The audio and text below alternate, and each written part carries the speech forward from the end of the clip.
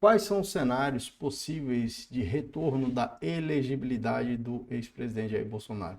A gente sabe que o ex-presidente está inelegível desde junho de 2023, quando ele foi condenado perante o TSE, e depois, uma segunda questão, um segundo caso que trouxe a sua inelegibilidade, em outubro de 2023, quando ele recebeu a segunda condenação, outubro de 2023, quando ele recebeu a segunda condenação perante o TSE. Eu queria trazer para você aqui a lei que regula a inelegibilidade e qual seria o caminho provável de retorno, ou qual seria o meio pelo qual o presidente poderia retornar a ter o seu direito político nesse período da inelegibilidade para que ele pudesse se candidatar novamente ao cargo de presidente da República. Eu trago para você aqui, é porque, veja só, é importante esclarecer que existe esse movimento por parte do ex-presidente da República no sentido de retornar seus direitos políticos para se candidatar em 2026. Inclusive, nas entrevistas a gente vê que o ex-presidente se manifesta dessa forma, dizendo que ele vai ser sim candidato a presidente da República em 2026, né? Mas ele está inelegível até então em razão dessas decisões que foram proferidas pelo TSE no ano passado. E aí eu vou trazer um terceiro, fica até o final desse vídeo que eu vou trazer aqui para você uma terceira situação que vai poder ensejar a inelegibilidade do ex-presidente aqui no Brasil, se sair para ele mais uma condenação referente aos atos que aconteceram no 8 de janeiro, lá em Brasília. Foram aqueles atentados chamados de antidemocráticos. Veja só, aqui na lei complementar 64, a gente tem, ó, vou voltar aqui que fala aqui os casos os casos de inelegibilidade. São inelegíveis, né? Tá? E para qualquer cargo, aqui na linha D, você tem, ó, os que tenham contra sua pessoa representação julgada procedente pela Justiça Eleitoral, em decisão transitada em julgado ou proferida por órgão colegiado em processo de apuração de abuso do poder econômico ou político, para a eleição na qual concorrem ou tenham sido diplomados, bem como para as que se realizem nos 8 anos seguintes. Então, o ex-presidente em 2022 estava concorrendo para a eleição de presidente da República, então ele estava concorrendo. Em junho, olha aqui, eu já até trouxe essa notícia aqui no nosso canal, em junho, presta atenção, o TSE, por maioria, declarou o ex-presidente Jair Bolsonaro inelegível por 8 anos. Então, teve uma ação que foi julgada, uma investigação julgada perante o Tribunal Superior Eleitoral. O Tribunal Superior Eleitoral condenou e decretou a inelegibilidade do ex-presidente Jair Bolsonaro. Mais adiante, a gente teve em outubro, 31 de outubro de 2023, há exatos um ano, uma nova condenação. O Tribunal Superior Eleitoral declara inelegível Bolsonaro e o candidato, que havia sido candidato, Braga Neto. Então, essa foi a segunda condenação perante o TSE, dentro desse contexto aqui da Lei Complementar 64, senhor, tenho contra a sua pessoa a representação que foi julgada procedente pelo TSE numa eleição na qual ele concorria. Então, você tem o segundo caso de inelegibilidade. Portanto, são duas questões que já tornam o ex-presidente Jair Bolsonaro inelegível, e aí dificultando com toda certeza o seu retorno, né, o seu reingresso ao meio político, pelo menos no período de 8 anos aí em que dura a inelegibilidade. Só que existe uma terceira situação também que poderá ensejar a inelegibilidade do ex-presidente. Inclusive, é essa a questão que hoje é tratada de forma mais evidente lá no Congresso Nacional, que se busca a anistia de outras pessoas que já foram condenadas por esse fato.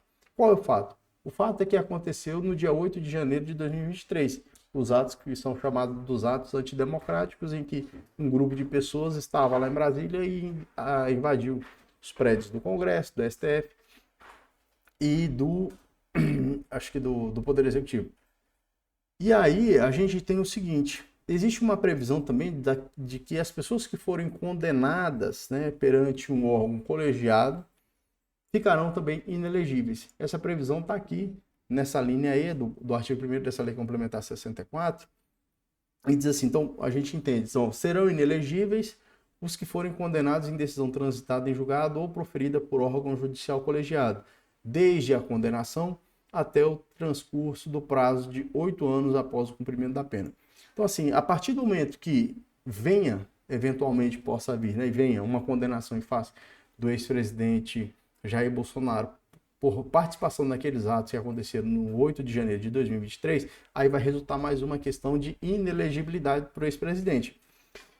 Qual seria o contexto? Porque aqui há os crimes, né, as infrações penais que iriam ensejar a, a, a inelegibilidade do ex-presidente. Então você tem crimes contra a economia popular. Bom, ali não é economia popular, não é fé pública, poderia ser aqui o patrimônio público. Então, se entender que aqueles crimes que foram cometidos seriam contra o patrimônio público, poderia fazer parte aqui desse dispositivo.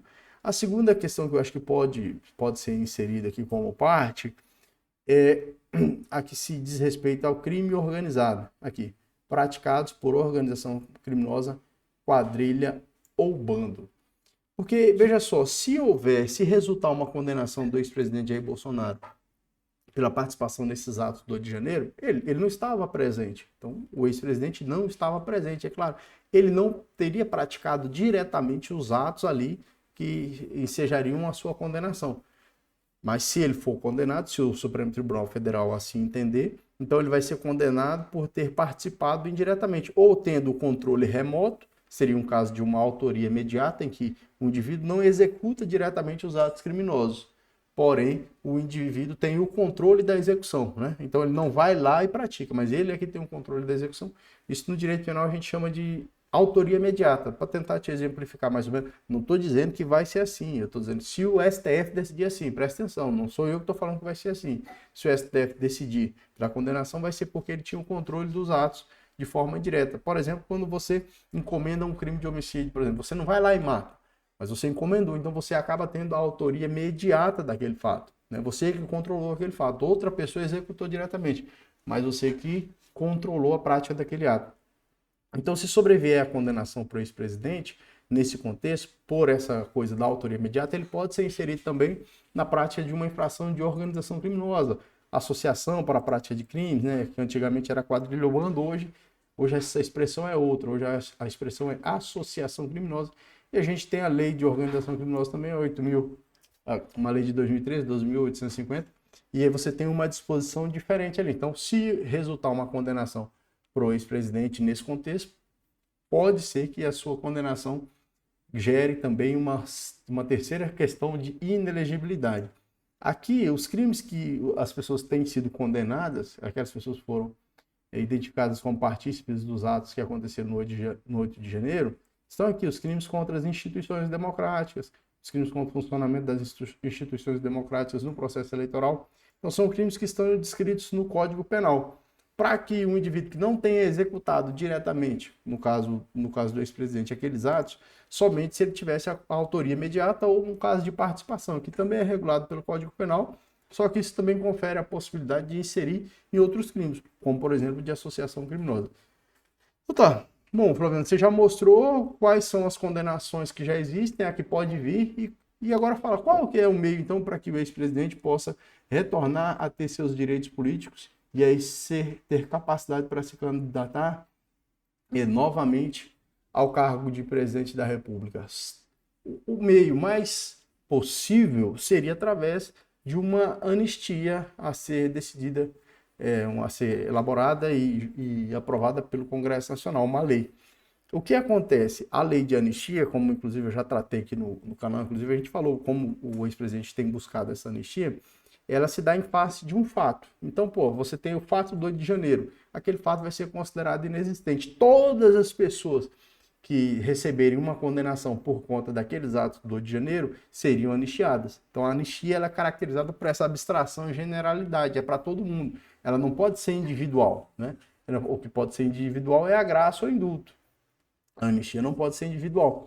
Então, no caso da inelegibilidade do ex-presidente em razão das condenações do TSE, é muito mais complexo. Aqui, se você falar do 8 de janeiro, se houver a aprovação da lei da anistia lá no Congresso Nacional, então, com toda certeza, ele vai ser alcançado. Agora, as inelegibilidades decorrentes das condenações perante o TSE, aí é outra realidade, é outra situação muito diferente, muito menos provável, mas não é impossível, né? Se tratando de Brasil, juridicamente tudo é possível. O que não é possível é trazer uma pessoa de volta à vida.